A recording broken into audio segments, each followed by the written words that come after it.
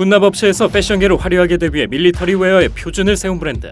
엄격한 규격에 맞춰 제작한 미 군복을 선보이며 항공점퍼의 대명사로 자리잡은 알파 인더스트리를 소개한다.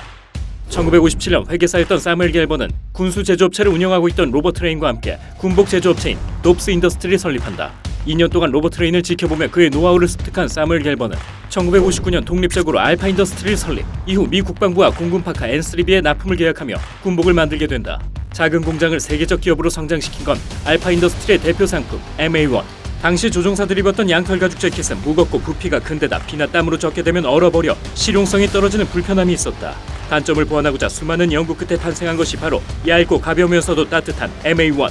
알파 인더스트리는 승무원의 구조가 용이한 밝은 오렌지색 안감으로 디자인한 MA1을 최초로 미 국방부와 계약해 납품하게 된다.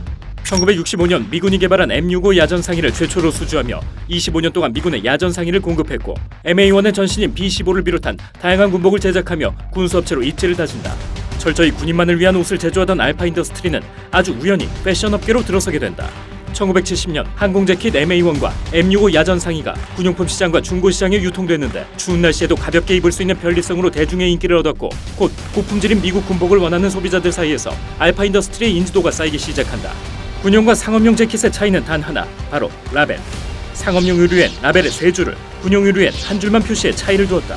까다롭고 엄격한 규격에 맞춘 군수품과 같은 품질의 재킷이 시장에 등장하자 대중은 열광했고, 1980년 알파 인더스트리는 패션 시장의 진출을 가속화한다.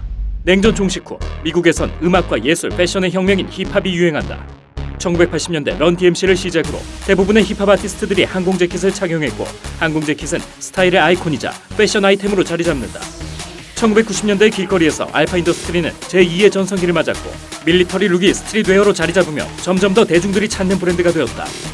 매년 알파 인더스트리와 파트너십을 맺은 항공우주국 나사와 협업한 우주비행사 항공 재킷을 선보이는 것을 필두로 다양한 협업 제품을 선보였다. 스투시, 베이프, 오프닝 세레모니, 배트멍 등 수많은 브랜드와의 협업을 전개하며 패션 브랜드로서의 입지를 다졌다. 2020 FW 컬렉션엔 디자이너 브랜드 아더에러와의 협업 소식으로 큰 화제를 모았고, 클래식을 재해석하며 감각적인 디자인을 선보였다. 항공 재킷 하나로 전 세계 사람들의 사랑을 받는 브랜드로 자리 잡은 알파 인더스트리. 뛰어난 기술력과 강한 내구성을 바탕으로 오리지널 밀리터리 감성을 유지하며 한층 성장한 스트릿웨어를 선보이고 있다.